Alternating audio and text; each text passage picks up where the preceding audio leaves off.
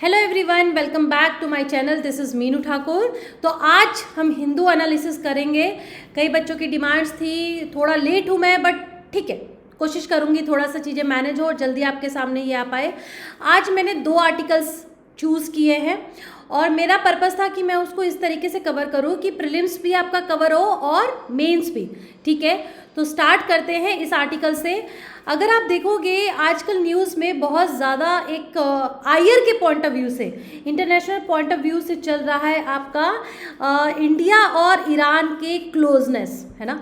Bharat Iran के साथ closeness बढ़ा रहा है, वहीं पे यूएस को इस चीज़ से बड़ी प्रॉब्लम हो रही है ना। तो यूएस इंडिया को ये रियलाइज़ करा रहा है कि भाई हम ईरान पे दोबारा सैंक्शंस लगा सकते हैं, तो आप जो एग्रीमेंट साइन कर रहे हैं इट हैज़ अ रिस्क, तो जो हमारे और आपके रिश्ते को थोड़ा सा कमज़ोर भी कर सकता है, क्योंकि यूएस नहीं चाहता है कि इंडिया की क्लोजनेस ईरान से बढ़े। और ये बात हो रही है चाहबार पोर्ट की। ठीक है, तो जो आपका ये जो चाहबार पोर्ट है ये यहाँ पे स्थित है गल्फ ऑफ ओमान में। ठीक है, एमसीक्यू आएगा, मैंने यहीं पे क्लियर कर दिया। खैर, लेकिन ये देखिए, ये हमारा भारत है, ये पाकिस्तान है, ये आपका ईरान है, ठीक है, अफ़गानिस्तान ये है। अफ़गानिस्तान यहाँ ना आपको पता ही है पोक है ना। इंडिया अफ़गानिस्तान से रिलेशन चाहता है, लेकिन चाहकर भी आगे नहीं बढ़ सकता है क्योंकि पाकिस्तान हमेशा इंटरप्ट करता है। ठीक है, तो और ये आपका सेंट्रल एशिया है, ये सारी चीज़ें दिख रही हैं आपको। ठीक है, पिछले कई सालों में भारत ने सेंट्रल एशिया के साथ भी बहुत अच्छे रिलेशन डेवलप किए हैं, कई सेक्टर्स में डेवलप किए हैं, एनर्जी के क्षेत्र में डेवलप किए हैं, दूसरे इंफ्रास्ट्रक्चर प्रोजेक्ट में हमारा जो है डेवलपमेंट हुआ है। यहाँ पे आपका रशिया है, रशिया और इंडिया का आपको पता है रिलेशन कितना बढ़िया है। ठीक है, तो यहाँ पे अभी क्या हाल में हुआ है, क्या चर्चा हुई है कि भाई India should not tailor its ties with Iran to US foreign policy changes. अब क्या है कि यूएस तो हमेशा अपने फॉरेन पॉलिसीज़ में टूवर्ड्स ईरान अपनी चेंजेस करता रहता है ना। कभी सैंक्शंस लगा दिए, कभी सैंक्शंस हटा दिए।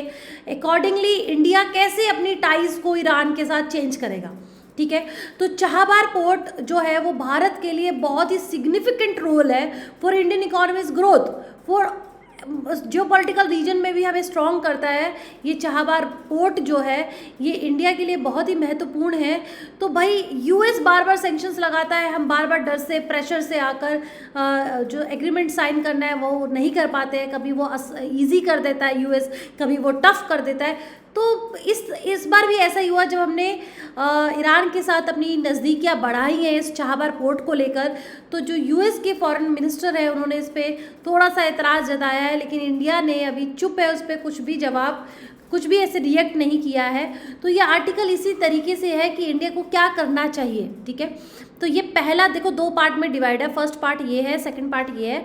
फर्स्ट पार्ट जिक्र कर रहा है कि किस तरीके से ईरान के ऊपर सैंक्शंस लगते आए हैं, कभी ईज हुआ है, कभी स्ट्रिक्ट हुआ है। तो अभी 10 साल का एग्रीमेंट हमने ईरान के साथ किया है to operate this Chabahar port. India has taken its infrastructure and trade partnership with Islamic republic to the next level. हम नेक्स्ट लेवल पे जाना चाह रहे हैं ईरान के साथ।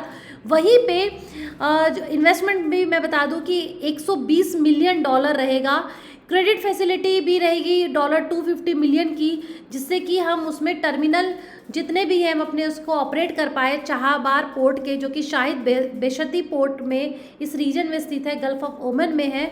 तो यहाँ पे क्या हो रहा है कि इस डील साइन करने के बाद यूएस का स्टेट डिपार्टमेंट कहता है कि ये जो बिजनेस डील है ईरान के साथ need to be aware that they are opening themselves up to the potential risk. तो भाई फिर से यूएस इस पे ईरान पे सैंक्शंस लगाएगा और वो हमें एक तरह की चेतावनी दे रहा है। बट भाई हम कितना चीज़ फॉलो करें। कभी 2003 में हमने इसको अपने प्रोजेक्ट को डिले किया क्योंकि आपने सैंक्शंस लगा दिए, फिर आपने ईज़ किया 2015 में, फिर हमने चाहा कि चलो 2016 में फिर हम इसमें अपने रिलेशन अच्छे लेके जाते हैं, फिर आप स्ट्रिक्टनेस लेकर आ रहे हैं। तो इस तरीके से ईरान के सैंक्शंस जो है, जो यूएस लगा रहा है, उससे इंडिया को काफ़ी लॉस हो रहा है। ठीक है, तो अभी यहाँ पे क्या है, ये पूरा सिग्निफिकेंट रोल बता रहा है कि कैसे Chabahar port is very critical for India's connectivity plans. ठीक है, एक तो ये चीज़ बता रहा है। दूसरा इसमें जिक्र हुआ है international north south transport corridor की बात हुई है, ठीक है। यहाँ पे पूरा इंडिया का चाहबार पोर्ट की जो इम्पोर्टेंस है इंडिया के लिए, देखो सबसे पहले तो ये किस तरीके से क्या क्या इंपॉर्टेंट है ये मैंने नेक्स्ट स्लाइड में कीवर्ड्स ऐसे बना दिए हैं, ठीक है। सबसे पहले चाहबार पोर्ट का आपको पता होना चाहिए, इसकी लोकेशन पता होनी चाहिए, ये कहाँ पे स्थित है ये पता होना चाहिए। सिग्निफिकेंट रोल में अगर बात करूँ, ये जो सेकंड पैराग्राफ है ये पूरा क्या बता रहा है, ये बता रहा है, क्या बताता है कि ये एक ऑल्टरनेटिव रूट है अफगानिस्तान और सेंट्रल एशिया के लिए, विदाउट विदाउट परमिशन और without interference of this Pakistan को हम डायरेक्टली बायकट कर सकते हैं और इस रूट से हम अफगानिस्तान और सेंट्रल एशिया में एंटर कर सकते हैं। ये देखिए जैसे कि ये पाकिस्तान है, यहाँ पे आपका अफगानिस्तान की बाउंड्री है, तो यहाँ से तो हम जा नहीं सकते, लेकिन हम यहाँ से होकर ईरान से यहाँ हम एंटर कर सकते हैं। हम यहाँ ईरान के इस रास्ते से तुर्कमेनिस्तान जा सकते हैं, उज़्बेकिस्तान जा सकते हैं, ताजिकिस्तान जा सकते हैं, किर्गिस्तान जा सकते हैं, रशिया जा सकते हैं। तो ये हमारे सारे रास्ते हैं, ठीक है। तो ये एक हमारा ऑल्टरनेटिव रूट बन सकता है to enter into Afghanistan and central Asia. दूसरी तरफ international north south transport corridor, ये इससे भी हमें कनेक्ट करता है, which closer to Europe through Iran, Azerbaijan and Russia, ठीक है। यहाँ पे अगर मैं आपको मैप दिखाऊं तो ये देखिए, ये मुंबई है, ये इंडिया है, भारत है, ठीक है। यहाँ पे देखिए कि भाई हम कैसे इस तरीके से चाहबार पोर्ट से किस तरीके से ईरान से अजरबैजान से हम यहाँ पे रशिया में ये यूरोप में एंटर कर सकते हैं, ठीक है। यूरोप से भी हमारा ट्रेड जो है वो बहुत ज़्यादा अच्छा स्मूथ चल सकता है इस रास्ते से। दूसरा हमारा ऑल्टरनेटिव बनता है, ये एक रूट हमें स्वेज की तरफ लेके जाता है, जो काफ़ी वर्ल्ड वाइड हमें जो है ट्रेड पर्सपेक्टिव से बेनिफिट देगा। दिस पोर्ट रफली, और दूसरा बताते हैं आपको क्यों ये सिग्निफिकेंट है। ये जो चाहबार पोर्ट है ये आपका 200 किलोमीटर की ही सिर्फ दूरी पे है पाकिस्तान के ग्वादार पे, ठीक है। पाकिस्तान का ये जो ग्वादार है यहीं पे स्थित है, वहाँ पे चाइना पोर्ट बना रहा है। सोचिए यहाँ पे अब चाइना पोर्ट बनाएगा तो कितना उसको तरक्की मिल जाएगा, है ना। और ये जो पोर्ट बना रहा है ये पार्ट है बेल्ट एंड रोड इनिशिएटिव का, ठीक है। तो BRI का ये पार्ट है जिसकी वजह से ग्वादार पोर्ट ये चाइना डेवलप कर रहा है।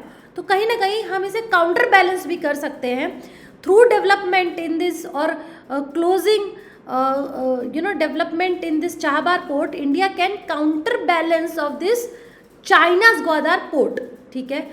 अब ये हमारा सिग्निफिकेंट रोल है इसका चाहबार पोर्ट का इंडियाज़ के लिए। US सेंक्शंस ओवर ईरान, ये थोड़ा सा आपको थ्योरी जाननी है। ये किस पर्सपेक्टिव से, ये आपके मेंस के पर्सपेक्टिव से, प्रीलिम्स में तो ऐसा कुछ आएगा नहीं। इंडिया US का रिलेशनशिप किस हद तक स्ट्रॉन्ग है, क्योंकि अगर हम ईरान की तरफ बढ़ रहे हैं तो हमें इकोनॉमिकली ये कैलकुलेट करना पड़ेगा कि ये इसका बेनिफिट और US का बेनिफिट हमारे लिए कितना इन टर्म्स ऑफ मनी, क्या उसमें डिफरेंस है, ठीक है।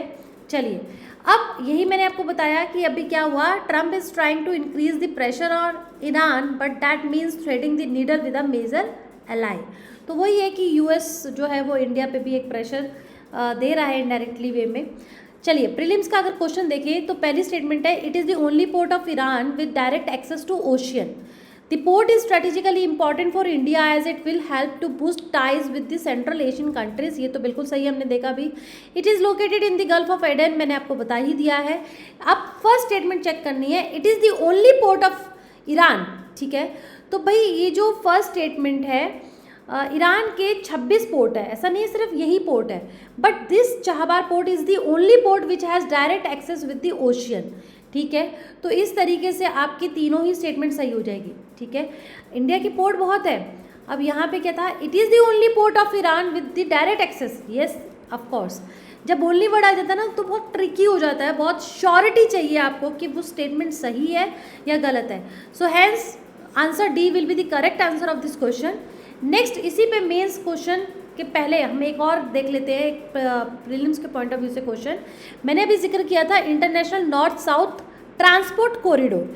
ये जो INSTC है ये काफ़ी चर्चा में रहता है, जो इंडिया की फॉरेन पॉलिसी के लिए भी बहुत महत्वपूर्ण है, क्योंकि ये दरवाजे खोलेगा, यूरोप का खोलेगा, सेंट्रल एशिया का खोलेगा, काफ़ी चीज़ का। सबसे बड़ी बात तो यह है कि ये नॉर्थ और साउथ को कनेक्टिविटी करेगा। So INSTC is the ship, rail and road route for moving freight. India, Russia and Iran are the members of INSTC. INSTC is established to promote transportation cooperation among the members. तो answer आपका क्या है? D, तीनों ही statement सही है. थोड़ा सा पढ़ते हैं. ये जो international north south transport corridor है, ये आपका इस्टेब्लिश हुआ था किसके लिए? ये तीनों मोड ही इसमें चलेंगे. For moving freight between India, Russia, Iran, Europe and central Asia. इसके अंदर कितने कंट्रीज हैं?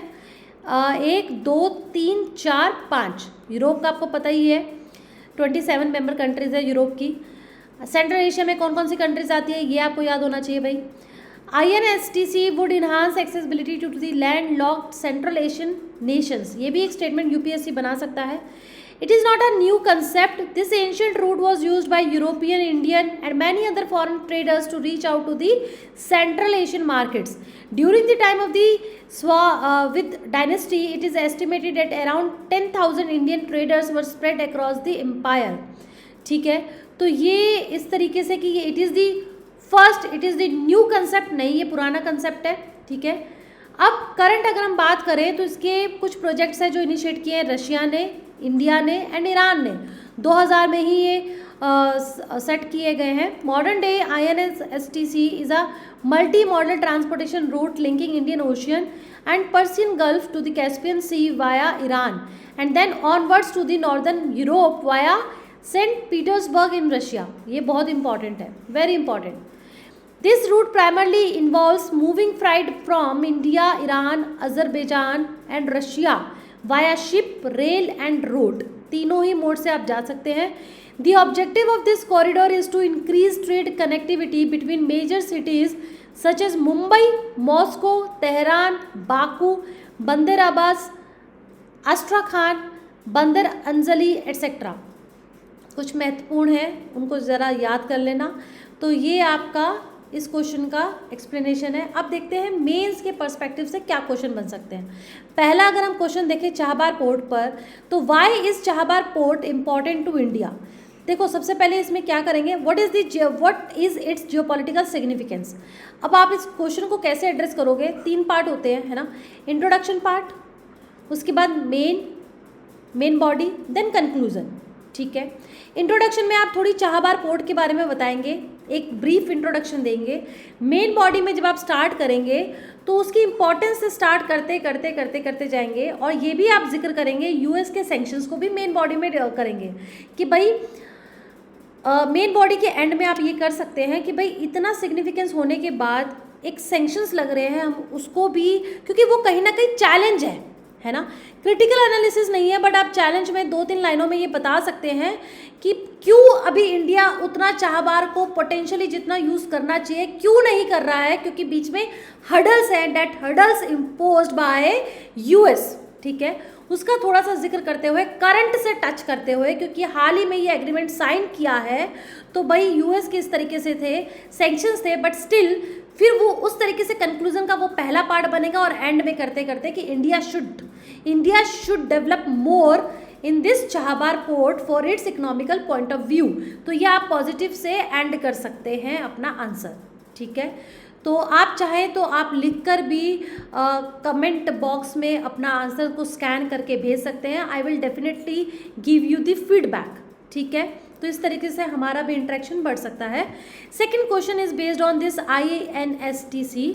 What are the geopolitical and geo economic significance of the INSTC for India. Critical examine करना है आपको, उसका इंट्रोडक्शन देना है आपको, उसके बारे में सिग्निफिकेंस बताना है, चैलेंजेस बताना है.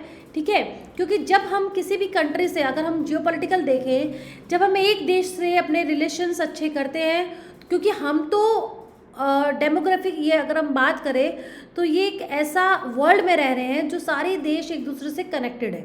ठीक है, तो ग्लोबलाइजेशन है, तो इस ग्लोबलाइजेशन में we all countries are interconnected.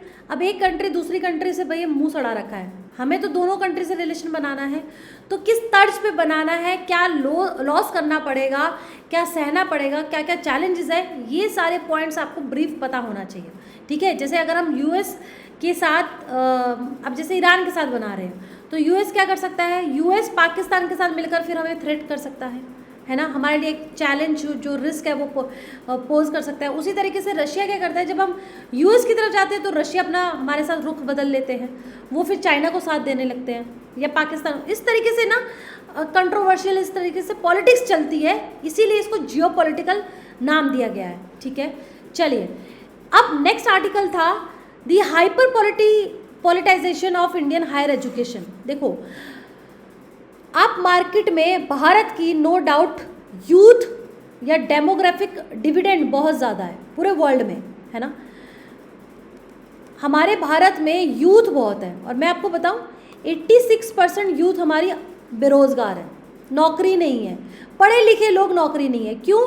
क्योंकि उनकी जो क्वालिटेटिव स्किल्स है, नॉट क्वालिटेटिव, जो उनके स्किल्स हैं that is not matching with the demand of the current market, तो वो मिसमैच है। तो उसके पीछे बहुत सारे रीज़न है। एक रीज़न ये भी है, प्राइवेटाइजेशन की मैं बात करूँ तो सिर्फ सरकारी जॉब नहीं, प्राइवेटाइजेशन में उतरना पड़ेगा, मार्केट में एंटर करना पड़ेगा, where they have to compete with the other players in the international market as well.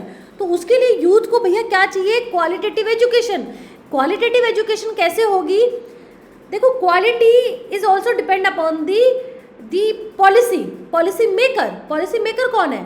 अब हायर एजुकेशन में अगर हम बात करें, कॉलेज की बात करें, यूनिवर्सिटीज़ की बात करें, तो जो मुखिया है इन कॉलेज का, जिसके अंडर में पूरी एक पॉलिसी कंट्रोल है कि भाई कैसे मुझे हायर एजुकेशन को और क्वालिटेटिव बनाना है और डिमांडेबल बनाना है, ताकि मेरे यहाँ से बच्चे पढ़कर निकले तो दे विल गेट जॉब।